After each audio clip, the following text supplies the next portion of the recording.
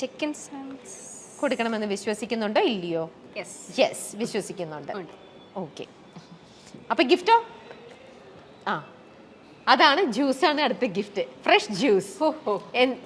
അത് ഇന്റർവ്യൂ കഴിഞ്ഞിട്ടേ കൊടുക്കുള്ളൂ. ഇവിടെ ക്വസ്റ്റ്യൻസ് ചോദിച്ച് ഞാൻ ക്ഷീണിച്ചു. ഡയറക്റ്റ് ഇപ്പൊ കുടിക്കുന്നുണ്ടെങ്കിൽ ഇപ്പൊ തരാം, അല്ലെങ്കിൽ ഇന്റർവ്യൂ കഴിഞ്ഞിട്ട് തരാം. ഇന്റർവ്യൂ കഴിഞ്ഞിട്ട് മതി. ഓക്കെ, അടുത്തത്, ഈ ഇന്റർവ്യൂവിൽ 5% നുണ പറഞ്ഞിട്ടുണ്ട്. നോ, അതെനിക്കും തോന്നുന്നില്ല. വളരെ ജെനുവിൻ ആയിരുന്നു. അഞ്ജലിയുടെ എല്ലാ ആൻസേഴ്സും വളരെയധികം ജെനുവിൻ ആയിരുന്നു. അപ്പോൾ ഇതേ ടാസ്ക് ആണ്.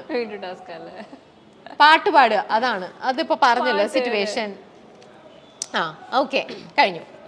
അപ്പൊ സെഗ്മെന്റ്സ് ഒക്കെ കഴിഞ്ഞു. ഓക്കെ, അപ്പൊ അങ്ങനെ വളരെ മനോഹരമായിട്ട് സെഗ്മെന്റ്സ് ഒക്കെ അറ്റൻഡ് ചെയ്ത് കഴിഞ്ഞിരിക്കുകയാണ്.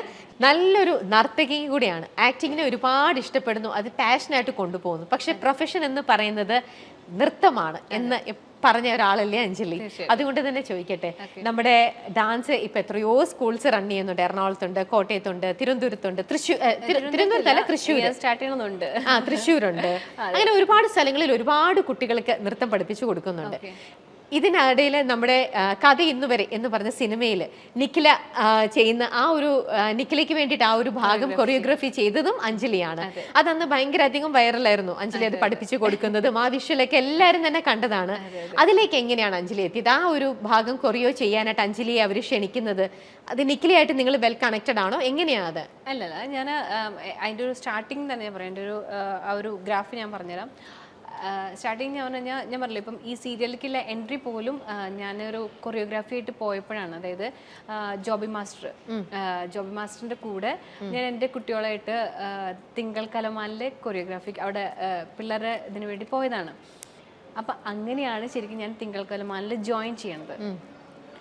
അപ്പം ഫസ്റ്റ് ശരിക്കും പറഞ്ഞാൽ എൻ്റെ സീരിയലിലേക്കുള്ള എൻട്രിയുടെ കാരണം എന്ന് പറഞ്ഞാൽ ജോബി മാസ്റ്ററാണ്. അത് ഞാൻ പല സ്ഥലങ്ങളിൽ ഞാൻ പറഞ്ഞിട്ടുണ്ട്. അപ്പം അതുപോലെ തന്നെ അവിടെ നിന്നാണ് ഞാൻ ശരിക്കും സ്റ്റാർട്ട് ചെയ്യുന്നത്. എൻ്റെ പറഞ്ഞ പോലെ സീരിയൽ കരിയർ സ്റ്റാർട്ട് ചെയ്യുന്നതേ അവിടെ നിന്നാണ്. അത് കഴിഞ്ഞ് ഞാൻ ഒരുപാട് ഷോസ് ചെയ്യാൻ എനിക്ക് അവസരം കിട്ടി. നമ്മുടെ സിത്തുമണിക്ക് എനിക്ക് സ്റ്റാർ സിംഗർ സീസൺ 9 എനിക്ക് കൊറിയോഗ്രാഫി ചെയ്യാൻ പറ്റിയായിരുന്നു. ഞാൻ അന്ന് പിന്നല്ലോ സീരിയൽ ജോയിൻ ചെയ്തു. അത് കഴിഞ്ഞിട്ട് അറിയാലോ സ്കെഡ്യൂള് 1 to 15 ആണ് നമ്മൾ അവിടെ ഡേറ്റ് കൊടുക്കുന്നത്. പക്ഷെ നമുക്ക് 1 to 15 ആവണമെന്നില്ല. ചിലപ്പോൾ ഡേറ്റുകൾ അങ്ങോട്ടും ഇങ്ങോട്ടും മാറാനൊക്കെ ചാൻസ് ഉണ്ട്.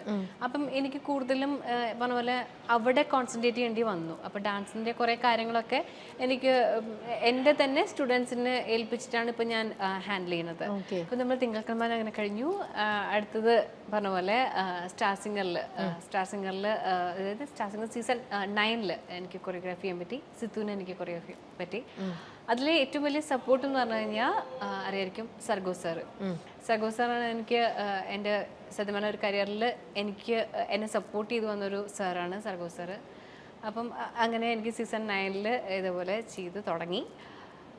അത് കഴിഞ്ഞ് നമ്മുടെ ഈ നിഖില വിമലിൻ്റെ അടുത്തേക്ക് മീൻസ് കൊറിയോഗ്രാഫിയിലേക്ക് എത്തുന്നത് എങ്ങനെയാണെന്ന് വെച്ച് കഴിഞ്ഞാൽ, എൻ്റെ ഫ്രണ്ടാണ് വിഷ്ണുവേട്ടൻ, നമ്മുടെ മേപ്പടിയൻ്റെ, അതായത് ഡയറക്ടർ, കഥയെന്ന് പറയുന്നത് ഡയറക്ടർ. അപ്പോൾ ചേട്ടനെ എനിക്ക് അറിയാമായിരുന്നു.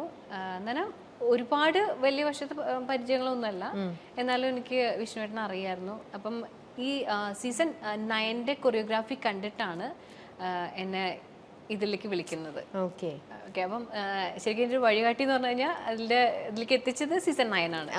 അപ്പം അതിലത്തെ കൊറിയോഗ്രാഫി കണ്ടിട്ടാണ് ഇങ്ങനെ വിഷ്ണുവിനെ വിളിച്ചിട്ട് പറഞ്ഞു ഇങ്ങനെ ഒരു സംഭവം ഉണ്ട്, നിഖിലനെയാണ് നമുക്ക് കൊറിയോഗ്രാഫി ചെയ്യേണ്ടത്, ചെറിയൊരു പോർഷനാണ്, കാര്യങ്ങളൊക്കെ പറഞ്ഞു.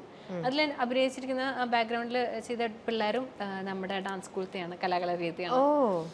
എൻ്റെ ഡാൻസ് സ്കൂളിന് പിള്ളേർക്ക് അങ്ങനെ ഒരു ഭാഗ്യം കിട്ടിയിട്ടുണ്ട്. കാരണം ചാനലിലാണെങ്കിലും ഏഷ്യനെറ്റിലാണെങ്കിൽ നമ്മുടെ സ്റ്റാർ സിംഗറിൽ വന്നിട്ടുണ്ട്, ഡാൻസിങ് സ്റ്റാർസിൽ ഞങ്ങളുടെ കൂടെ ഞങ്ങൾക്ക് സപ്പോർട്ട് ചെയ്യാനായിട്ട് വന്നിട്ടുണ്ട്.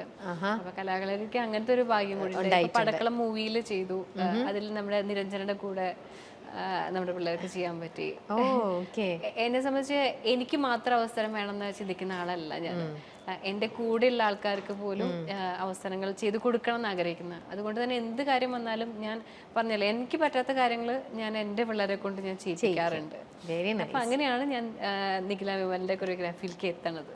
പക്ഷെ അത് ഒരുപാട് എനിക്ക് ഇത് തന്നു കേട്ടോ. കാരണം ഒരുപാട് സ്ഥലങ്ങളിൽ ഇപ്പം ഇൻഡസ്ട്രിയിൽ നിന്ന് തന്നെ സിനിമ ഇൻഡസ്ട്രിയിൽ നിന്ന് തന്നെ എന്നെ ഒരുപാട് പേര് വിളിച്ച് സംസാരിച്ചിരുന്നു. പിന്നെ ഒരുപാട് അവസരങ്ങൾ വന്നു. പക്ഷെ എനിക്ക് ചെയ്യാൻ പറ്റാതെ വന്നത് ഇപ്പം നമുക്കറിയാലോ 1 to 15 നമ്മുടെ സ്കെഡ്യൂള് കാരണം നമുക്ക് പലതും നോ പറയേണ്ടി വന്നു.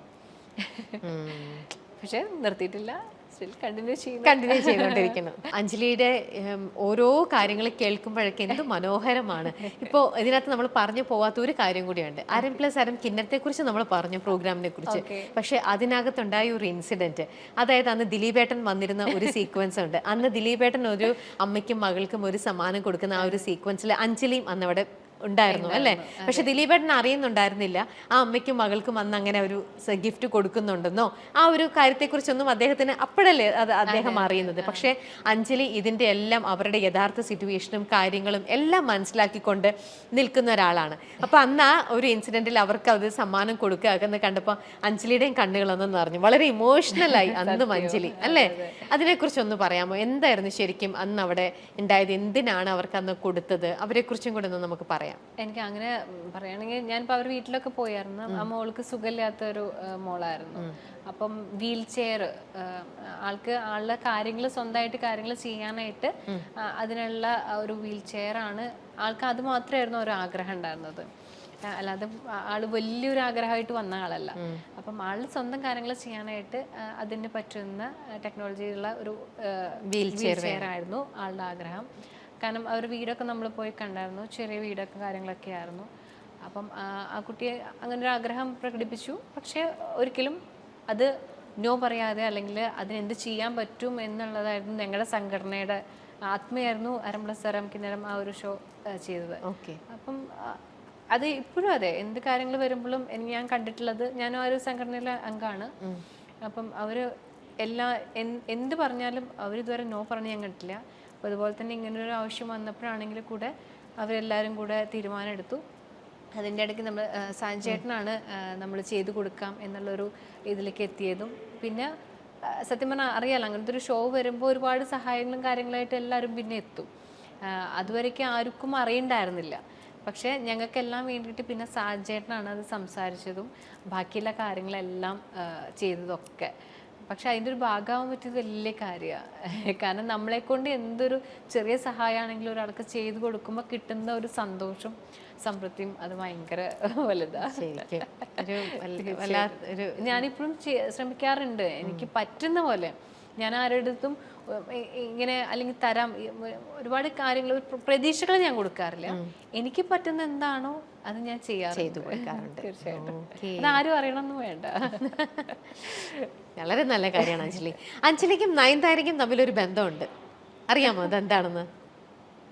ഉണ്ടോ? അറിയില്ലേ? എന്നാ ഉണ്ട്. എങ്ങനെയായിരിക്കും ആ കണക്ഷൻ? അതല്ല, ഞാൻ പറയട്ടെ എന്താന്ന്. അതായത് പളുങ്കില് അരുണിമയുടെ കൂട്ടുകാരിയും കൂടെ ചെയ്തു കൂട്ടുന്ന കുറെ കാര്യങ്ങളൊക്കെ ഉണ്ടല്ലോ. അത് തന്നെയാണ് നമ്മുടെ ബോഡി ഗാർഡ് എന്ന് പറഞ്ഞ മൂവിയില് നയൻതാരയുടെ കൂട്ടുകാരി ഫ്രണ്ടും കൂടെ ചെയ്യുന്നത്. അങ്ങനത്തെ ഒരു കണക്ഷൻ ഉണ്ടെന്ന് പറഞ്ഞ് നമ്മുടെ കമന്റ്സിലും ഒക്കെ ആൾക്കാർ ഇങ്ങനെ പറയണതാണ്, നയൻതാരയ്ക്കും അഞ്ജലിക്കും തമ്മിൽ കണക്ഷൻ ഉണ്ട് എന്ന് പറഞ്ഞ്. ഈ രണ്ട് ഇൻസിഡന്റും കൂടിയാണ് അവർ കണക്ട് ചെയ്തിട്ട് പറയുന്നത്. ഞാൻ പേടിച്ചു എന്താണെന്നല്ലേ.